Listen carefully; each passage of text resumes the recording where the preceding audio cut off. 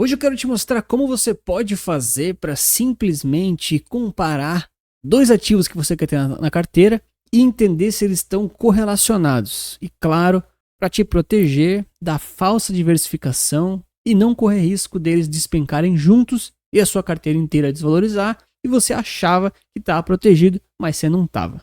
Cuidado, hein? Primeira coisa que você vai fazer então é acessar o Panorama Resulta Capital, ferramenta gratuita que eu criei, vocês podem acessar à vontade. É só vir aqui no site oficial, o link tá ali na descrição, clicou aqui ó, Panorama, abriu o Panorama aqui ó, você vai ler aqui as coisas, né? Vai botar aqui ó, seu nome, seu e-mail, concordar aqui e pronto, já vai ter acesso gratuito ao Panorama Resulta Capital. Aí você vai abrir aqui nessa tela principal, vai vir aqui ó, Global e Gráficos Avançados. Cara, daí aqui nos gráficos avançados tem um montão de coisa, tá? Um monte de indicador, até eu já fiz os vídeos aqui recentes, passados, sobre essa série um pouco mais técnica. Até fiz os vídeos sobre análise em janelas móveis, análise indexando ativos, análise comparando ativos.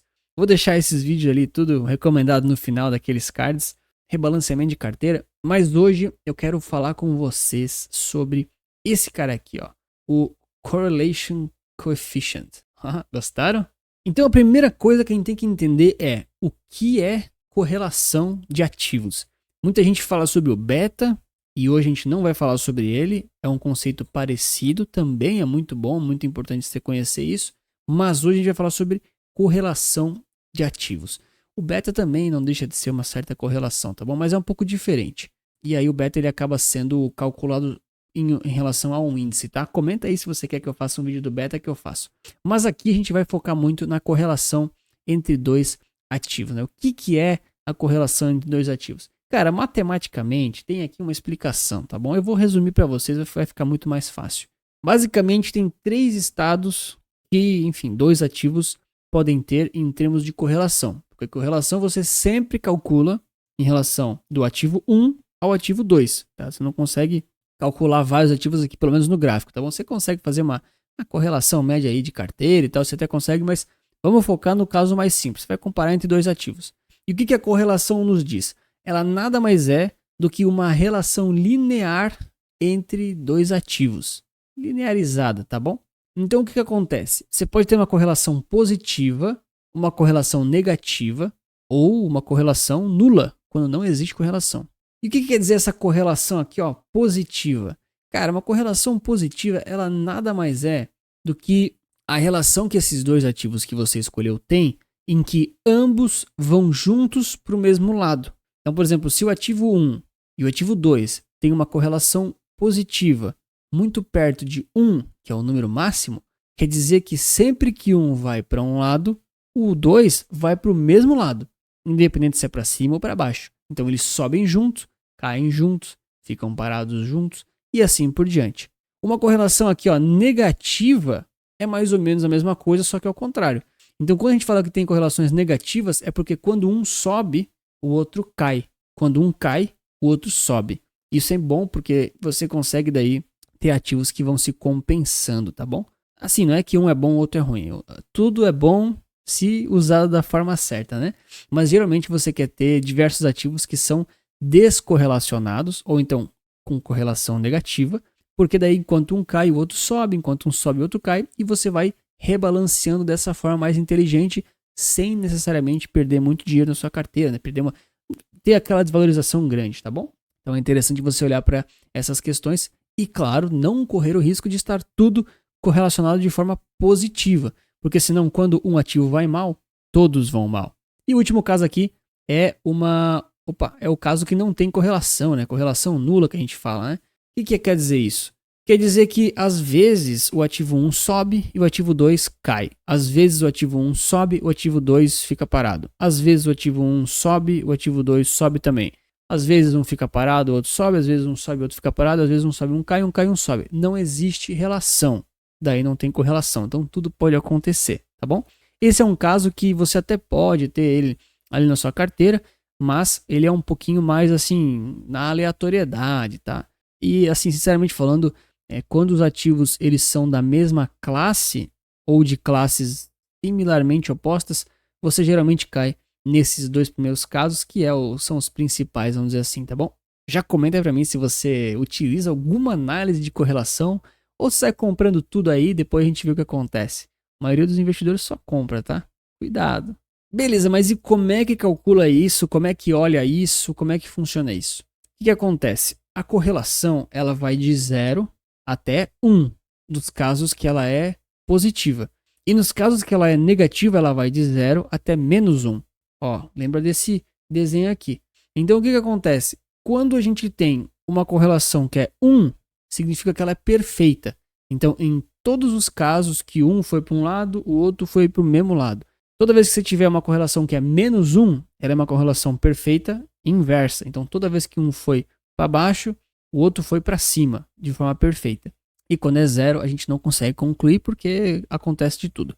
Na vida real, a gente nunca tem 1 ou -1 perfeito, tá? Isso oscila. A gente já começa a ver aqui por esse gráfico, cara, isso aqui oscila bastante. Mas você consegue ter uma ideia em termos médios de quanto que é a correlação entre dois ativos, tá? De forma que se ela é acima de 0.7, 0.8, ela já é uma correlação muito forte, tanto para cima quanto no inverso, né, naquele negativo, tá bom? E aí a gente consegue avaliar, por exemplo, a relação entre dois ativos para entender se na carteira, quando você botar os dois, por exemplo, considerando que eles vão ter o mesmo peso ou um peso parecido, eles vão estar relacionados ali em termos de correlação, tá bom? E fica o aviso, isso aqui não diz o quanto eles vão cair ou o quanto eles vão subir. Isso diz se eles estão caindo para o mesmo lado ou caindo para lados opostos. Vocês entenderam, né? Então, beleza, eu vou usar aqui primeiro o exemplo aqui do SP500, que é o SPY, que já está aqui na tela. E aqui embaixo, ó, nesse gráfico CC Correlation Coefficient, você bota aqui na configuração, você tem que selecionar algum ativo para você, enfim, comparar, né? Então, por exemplo, se eu colocar aqui o VOO, que também é o SP500, cara, isso aqui ó, deu uma correlação de 0.99. Pô, Anthony, mas é muito alto. É claro, é o mesmo ativo, né? SPY e VOO é o SP500 em ambos os casos, então é óbvio que vai dar 1. Mas e se eu trocar aqui, por exemplo, pelo QQQ, que é a Nasdaq? Olha que interessante. Então, o SP500 e a Nasdaq, eles ambos são índices do mercado americano de ações, mercado acionário. Tá? Então, quando um sobe, o outro também sobe. E quando um cai, o outro também cai. Cara, isso aqui está muito dominante, tá? Pode ver, essa média aqui de cima está algo muito próximo aqui de acima de 0,9, tá? E aí a gente até pode alterar, Anthony, altera aqui esse período de 20, coloca um período mais longo aí, coloca aqueles períodos de 250.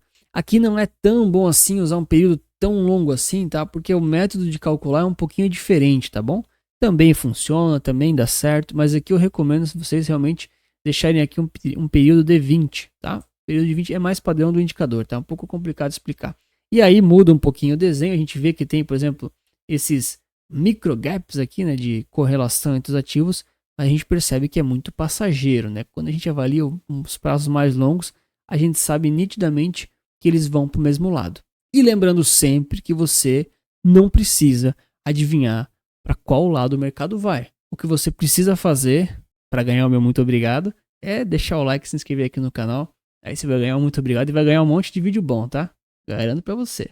Beleza, então esse caso aqui ele já nos diz o seguinte: se você tem SP500 e Nasdaq na carteira, não tem problema, você só precisa estar ciente e não estranhar que quando um cair ou subir, o outro também provavelmente vai para o mesmo lado, tá bom? Talvez ele vai um pouquinho mais, talvez vai um pouquinho menos, mas eles vão para o mesmo lado, tá? Então, cuidado para não cair na falsa diversificação e falar, não, mas eu investi aqui ó, na Nasdaq, que são 100 ativos, mais 500 no S&P, eu estou diversificado. Você não está diversificado, você está pro mesmo lado, você apontou o canhão pro mesmo lado, tá bom? Então tome esse cuidado. Se for da sua estratégia, se você só quer realmente dividir ali o percentual e isso tá dentro da sua macro alocação, não tem problema, tá? Ambos ativos são muito bons, mas não fale que tá diversificado, porque não tá. Esse é o perigo da falsa diversificação, tá? Agora olha que interessante, se eu colocar aqui o Ibov e fazer a comparação, em vez do QQQ, eu vou fazer a comparação com o IVVB11. Olha que legal. E claro, essas comparações elas vão funcionar um pouco melhor com a gente colocando aqui ativos na mesma moeda, tá bom? Assim, elas até funcionam se não tiver na mesma moeda, tá? Mas aí você não consegue às vezes ter uma noção mais nominal da coisa. E aí aqui que a gente percebe que já tem uma certa confusão, né? Então, o Ibov e o IVVB11, ele já tem aqui uma certa confusão, porque tem muitos retornos para baixo, já tem muitos retornos para cima, tá? Se a gente deixar o gráfico do IVVB11 aqui e simplesmente alterar aqui, né, a escala, a gente percebe que em alguns momentos eles realmente são opostos, né, como diz aqui, mas em outros, cara, é uma confusão isso aqui, não dá para dizer. E por quê? Porque é um mix entre o mercado acionário americano e o dólar. Olha só que interessante. Então, se eu fosse comparar somente com o SPY, que é o SP500, o que acontece? A gente já tem uma dominância muito maior de correlacionados. Tá? Então, por serem os mercados acionários dos dois países, eles acabam andando um pouco junto. Tá? O que a galera fala, né? O mercado está para o risco. Então, geralmente, todos os mercados sobem junto, todos os mercados caem juntos. Tem essa relação entre o risco dos mercados, tirando aí os contextos dos países específicos, tá? É difícil resumir tudo que eu estou pensando. Mas, geralmente, o mercado acionário ele é correlacionado. Não quer dizer que eles vão andar juntos o mesmo percentual. Quer dizer que eles vão andar juntos para o mesmo lado. Agora, o legal mesmo é a gente comparar o seguinte. O Ibovespa, nosso índice aqui, do dólar. Olha só que interessante. O USDBRL aqui. E aí, nós temos... Deixa eu até botar aqui a cotação aqui para a gente ver visualmente. Olha só que legal. Fazer aquela troca de cores, né? O daltonismo às vezes pega, galera. Que ninguém é perfeito, né? Deixa eu baixar isso aqui para ficar mais legal para vocês verem. E beleza. Então o que a gente percebe aqui, né? Que quando o Ibov está fazendo fundo, o dólar está fazendo topo. Quando o Ibov faz topo, o dólar está fazendo fundo. E assim por diante eles vão se cruzando e vão se corrigindo, porque eles são descorrelacionados. Olha o que a gente percebe, que a maioria dessas barriguinhas aqui, desse indicador, está aqui abaixo do zero, muito próximo ali de 0,7, 0,8, por ali, tá? Não adianta você falar, Anthony, aqui ó, 0,99. Não, mas aí você pegou só um caso, né? Tem que pegar uma média que a gente vê visualmente falando e tá aqui para baixo. Ah, Anthony, bota 200 períodos aí, pega um período mais longo. Eu posso pegar, tá? Ele para mercados assim um pouco mais neutros, ele fica um pouco mais nítido, assim, que ele realmente é predominantemente com uma correlação negativa. Mas sempre vão ter aqui os períodos que eles vão acabar andando junto, né? Você pega aqui, ó. Cara, eles, né, desse fundo aqui lá 2020, né? O Ibov subiu, o dólar subiu. Ah, então eles têm correlação positiva aqui, né? Nesse pequeno período. Cara, naquela janela de tempo sim, mas assim, acaba sendo irrelevante para toda a história dos dois, tá? Por isso que eu gosto mais de deixar aqui um período mais curto, e aí, mais ou menos no olho, a gente consegue ver que a esmagadora maioria das vezes, é mais um retorno mensal, vamos dizer assim, eles estão correlacionados de forma negativa, tá? E lembrando que você não vai colocar ativos na carteira só por causa da correlação deles, ou se você vai tirar eles da sua carteira só por causa disso. A correlação, ela é um dos fatores e um dos indicadores que te ajudam muito a montar bem uma carteira para você não ficar aí exposto naquele viés da falsa diversificação, tá bom? É mais para te proteger desse sentido. Agora, só colocar na carteira ou só tirar da carteira por causa disso, não faz sentido, porque isso aqui nem me diz se o ativo é bom, se ele é ruim, se está caro, se está barato. Aí você usa outras métricas de volatilidade, contexto de juros, macroeconomia. Cara, tem um monte de coisa para ver, inclusive nos vídeos que eu vou deixar recomendado naqueles cards do final, eu explico um pouco mais sobre isso. Mas a correlação, ela te ajuda um pouco mais a te blindar e não ficar exposto à falsa correlação de ativos, tá? Esse é o maior cuidado que você consegue, enfim, melhorar com isso. E que, cara, tem muita gente que acaba cometendo e acaba não fazendo ideia.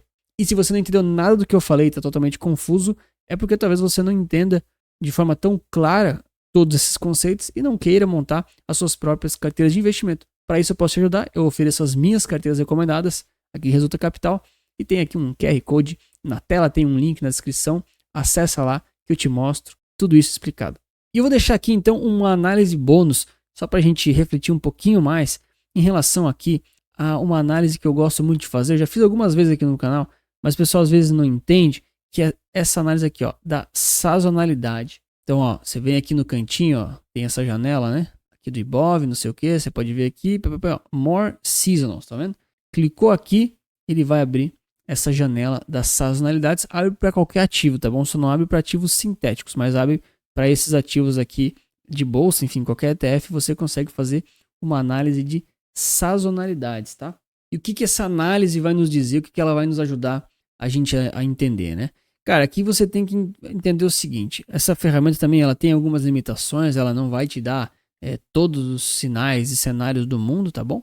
Mas o que que a gente consegue ver aqui? Você vai pegar um período que faça sentido, por exemplo, peguei aqui 10 anos, e você consegue de forma visual muito rápido e fácil entender o quanto que esse ativo está na média, retornando por ano, né? Negativo e positivo. Então a gente viu que nos últimos 10 anos, o Ibovespa ele retornou mais vezes positivo do que negativo. Claro, né? Tem mais vezes que ele fechou aqui acima do zero e menos vezes que ele fechou aqui abaixo de zero, né? E também é importante, a gente já consegue ver de cara aqui muito fácil, que na média ele está fechando aqui, ó, entre 12% e 26%, a média vai dar tipo 20%, né? Assim no olho, tá? Tô batendo o olho aqui, então ele vai fechar aqui com 20% de valorização. Mas quando ele cai na média, alguma coisa aqui muito próxima de 9%, por ali, tá? É claro, tem aqui o ano que ele fechou muito próximo de zero, muito próximo de 1, 2%. Aí fica a seu critério querer considerar isso ou não. Esse aqui, no caso, é o de agora, né? 2025. Mas é uma decisão sua, tá? Então, você consegue ver de cara, mas assim, de uma forma muito visual e muito prática, essa dispersão de retornos que o índice ou que a ação, o fundo imobiliário que você gosta, sei lá, você pode ver isso, tá bom? Você pode também pegar bem mais período, só que, cara, começa a ficar muito poluído, tá? Não sei se a sua análise, ela é, enfim, vantajosa. Tipo, você consegue ver, olha só, 1999, ele foi muito bem aqui, né, cara? Sim, mas, enfim, qualquer informação que você tira disso, tá? Então eu acabo olhando mais 10 anos, eu posso, por exemplo, arrastar essa janela aqui, ó, tava 10 anos assim, né? Ó, o que eu posso fazer? Eu pego essa janela inteira e eu arrasto aqui para trás, pegar aqui 2007, ser meio sacana aqui com o índice, vamos ver aqui. Então beleza, foi uma década um pouco pior do que essa última que eu tinha pego, né? Enfim, uma janela um pouco diferente, né? No final das contas, isso aqui, de certa forma, ele é uma outra representação das janelas móveis que a gente já viu em 2, 3 vídeos atrás, né? Mas ele nos ajuda a visualizar aqui de forma um pouco mais prática essa questão aí dos retornos aí em determinado prazo, né? O ideal mesmo seria a gente conseguir selecionar os anos específicos, tá? Eu queria muito que isso estivesse implementado, não consegui fazer ainda, nem sei se eu vou conseguir fazer, não é prioridade, mas, por exemplo, quando a gente tem ano de eleição, cara, ano de eleição ou um ano de eleição para trás, um para frente, é legal a gente analisar, por exemplo, como é que foi o comportamento ao longo daquele ano. Será que o índice ele não tem uma tendência, né, de atingir um pico em algum mês, entendeu? Em algum tipo de padrões mais, não vou dizer que é especulativo, né, mas um padrão de comportamento do mercado em relação àquele ano, ou então melhor do que eleição, né, quando a gente consegue, por exemplo, pensar e comparar aqueles momentos de taxa de juros, né, cara, quando o mercado está com um ciclo de alta de juros, baixa de juros, selecionar os períodos e deixar aqui. São coisas que para o futuro eu quero implementar aqui, mas de qualquer forma a gente consegue ver pelo menos essa dispersão dos resultados e já dá bastante clareza em relação a isso. Bom, e se você quer rever algum desses vídeos ou conhecer mais sobre esses indicadores que ajudam a escolher um pouco melhor, talvez os ETFs que você vai escolher, as suas ações, ou pelo menos fazer análises de forma um pouco mais interessante, então aqui os vídeos recomendados para você entender um pouco mais da metodologia e um pouco das coisas que eu olho aí no meu dia a dia e quando eu analiso os ativos. Obrigado pelo seu like e inscrição e lembre-se que investir certo resulta capital.